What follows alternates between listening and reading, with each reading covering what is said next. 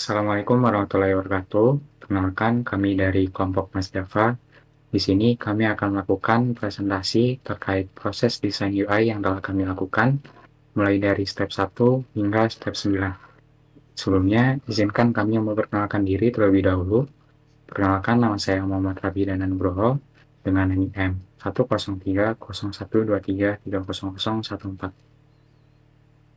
Oke, selanjutnya adalah saya Ardi Alif Ramadan dengan NIM 103012300029.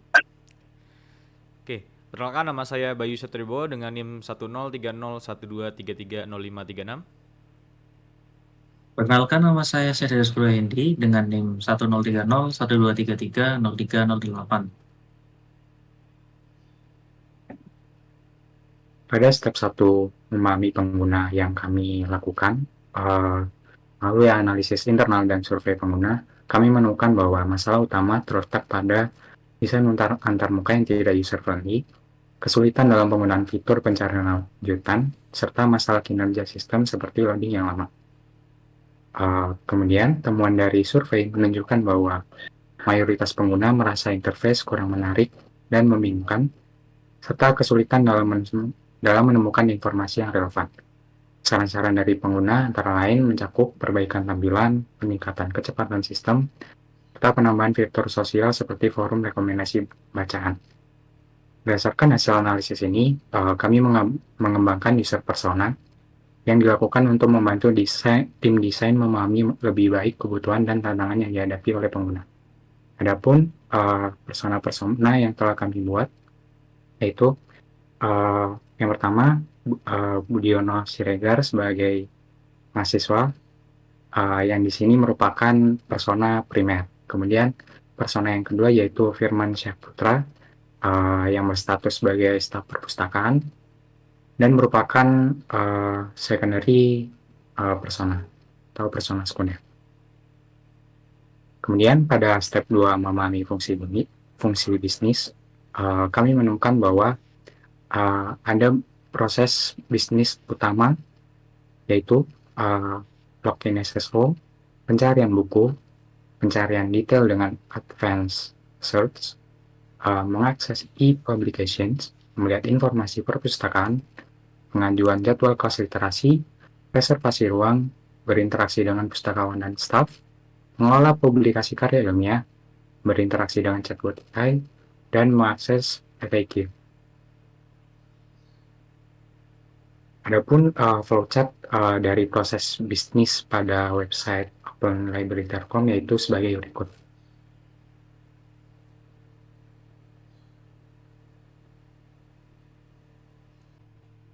Selanjutnya adalah step 3, yaitu memahami prinsip desain UI. Dan standar desain yang kita gunakan untuk warna, pemilihan warna yang tepat untuk memastikan keterbacaan teks dan penekanan elemen penting.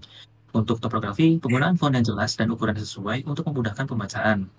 Untuk komponen UI, elemen-elemen interaktif harus mudah dipahami dan digunakan. Untuk layout berbasis grid membantu menata koleksi digital dengan rapi dan memberi ruang yang cukup untuk elemen-elemen di halaman agar tidak membingungkan. Dan yang terakhir, untuk ikonografi, penggunaan ikon yang sederhana dan intuitif untuk elemen-elemen penting.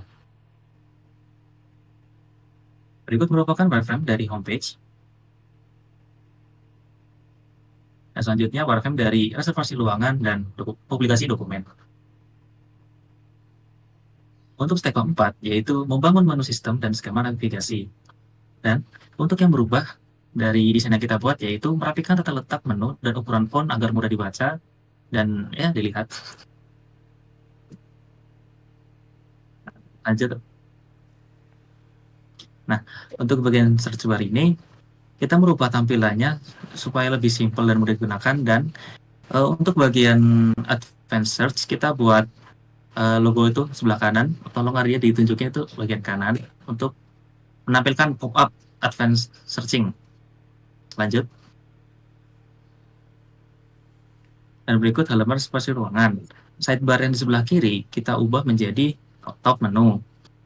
Yang di bagian ruang pesan ruangan dan pemesanan saat ini yang sebelumnya ada di sidebar, kita ubah ke top menu dan tabel pemesanan ditempatkan di layar terpisah supaya membuatnya lebih mudah dibaca. Lanjut. Nah, dan yang terakhir untuk step 4, halaman publikasi dokumen. Breadcrumb diperbesar. Breadcrumb itu yang di sebelah kiri di bawah dokumen untuk dari home ke dokumen gitu. Lalu panel filter disembunyikan di balik tombol yang sebelumnya ada menu tersendiri di atas. Dan pagination diringkas serta dilengkapi opsi baris per halaman pada bagian bawah. Step yang kelima yaitu memilih tipe Windows yang tepat. Aplikasi web hanya berjalan di satu jendela browser, sehingga semua dialog atau notifikasi cukup menggunakan modal atau overlay di atas halaman utama. Tidak perlu mendesain Windows terpisah seperti di aplikasi desktop. Jadi semua notifikasi cukup ada di browser yang ada di atas. Nah, selanjutnya yaitu ada step ke-6, memilih perangkat interaksi yang tepat. Tata letak responsif. Elemen utama yaitu ada katalog, berita, dan layanan dirapikan dan diberi jarak yang memadai untuk navigasi cepat di desktop maupun mobile. Selanjutnya ada perangkat input. Area klik atau touch diperbesar. Ada mouse atau trackpad pada desktop untuk meminimalkan kesalahan interaksi. Berikutnya adalah perangkat output. Setiap elemen memberi umpan balik visual, hover, dan perubahan warna, dan desain yang menyesuaikan ukuran layar, memastikan pengguna selalu tahu status aksi mereka. Nah, selanjutnya ada step 7, yaitu memilih screen based control yang tepat. Di sini ada konten carousel katalog. Nah, indikatornya diperbesar dan dilengkapi tombol panah agar mudah digeser baik dengan mouse maupun jari. Nah, di sini ada slide. Slide ini ada button slide untuk menggeser konten yang ada, dan ada indikator yang di bawah ini diperbesar agar lebih jelas kontennya. Berikut. Nah, selanjutnya ada konten navigasi news dan blog. Nah, bagian layanan, news, dan important information diubah dari teks atau link menjadi tombol dengan efek hover atau klik untuk menjamin kejelasan fungsinya. Sebagai beginilah UI yang kita ubah. Di step 8 yaitu membuat desain penulisan teks atau readable. Jadi untuk perubahan yang pertama yaitu terdapat pada menu reservasi ruangan, yang dimana kolom nama ruangan itu dipersimpel. Yang sebelumnya itu di nama ruangan ini terdapat nama ruangan, maksimal kapasitas ruangan, dan lokasi ruangannya. Nah, saat ini dipersingkat dengan menjadi nama ruangannya saja. Nah, untuk informasi lebih lanjutnya itu nanti bisa di informasi ruangan. Jadi nama ruangan dipersingkat menjadi ruang diskusi agar tidak diduplikasi informasi lokasi dan kapasitas gitu. Mungkin lanjut. Kemudian selanjutnya bagian footer. Bagian footer itu juga direvisi untuk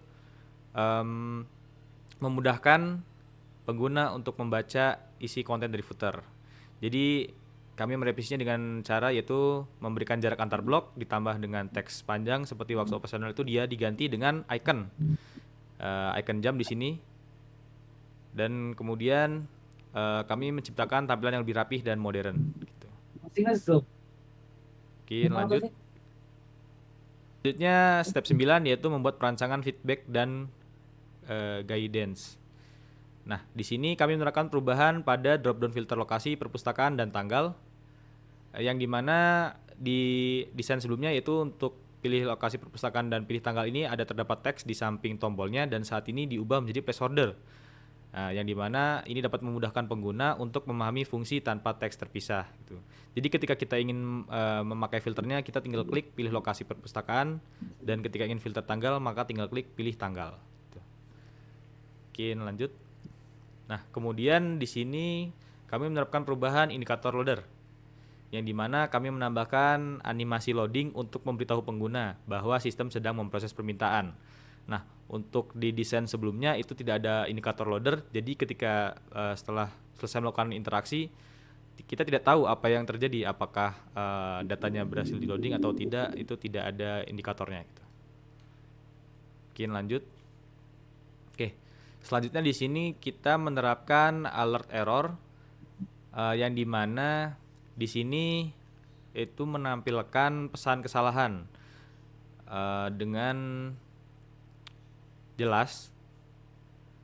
Untuk desain sebelumnya itu alert ini tidak ditampilkan secara eksplisit, tapi melainkan ditampilkan di inline text-nya di konten websitenya, jadi sulit untuk dibaca. Nah, dengan perubahan yang kami lakukan, alert ini akan muncul secara pop-up gitu. Jadi setiap pengguna pasti tahu apakah interaksinya itu gagal atau berhasil itu melalui alert gitu. Nah, di sini contoh alert error yaitu terdapat perhatian username atau password salah gitu. Berarti ini contoh alert ketika login gagal gitu. Mungkin lanjut. Nah, selanjutnya di sini kami menambahkan alert sukses yang dimana untuk alert sukses ini di desain sebelumnya itu tidak ada sama sekali gitu. Berbeda dengan alert error tadi, kalau alert error itu di desain sebelumnya ada, tapi dia di inline text dokumennya. Tapi kalau untuk alert sukses ini belum ada sama sekali. Nah, alert sukses ini dapat memudahkan pengguna untuk mengetahui hasil interaksi yang dilakukan oleh pengguna. Apakah pengguna berhasil menambahkan data, pengguna berhasil login, dan sebagainya gitu. Jadi konfirmasi visual muncul setiap kali aksi berhasil, memberikan kepastian bahwa sistem merespon sesuai langkah pengguna. Berikut merupakan tampilan homepage dari desain UI yang kita buat dari step 1 sampai step 9. Untuk homepage itu sendiri, dari awal ada katalog, ada news, ada informasi, jurnal, ada jam kerja, ada service apa saja, dan workload. Jadi terakhir ada alternatif linknya. Lanjut. 3. Selanjutnya, untuk menampilkan reservasi ruangan, kita klik ke bagian ini. Pada menu ini terlihat kita bisa memesan ruangan, pesanan yang saat ini, menambah pesanan, lalu ada jadwal ruangan yang dipakai dan di ruangan apa saja yang dapat dipesan atau tidak. Lanjut, kita akan melihat ruangan apa saja yang dipesan saat ini.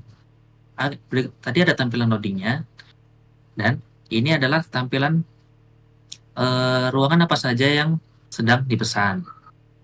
Lanjut ke menu home, kita ke menu berikutnya yaitu publikasi dokumen. Pada menu ini kita bisa lihat, kita bisa tambah data, mencari data, ada filter, lalu ini adalah tampilan-tampilan dari filter yang bisa kita cari atau sebelum kita cari ada semua di sini. Dan di sini bagian bawah ada fitur pagination untuk menampilkan berapa saja dokumen yang kita tampilkan, contoh misal ada 10, 20, 80 dan sebagainya. Lalu ada halaman ke-1, kedua dan seterusnya untuk supaya dokumennya tidak terlalu banyak memuatnya.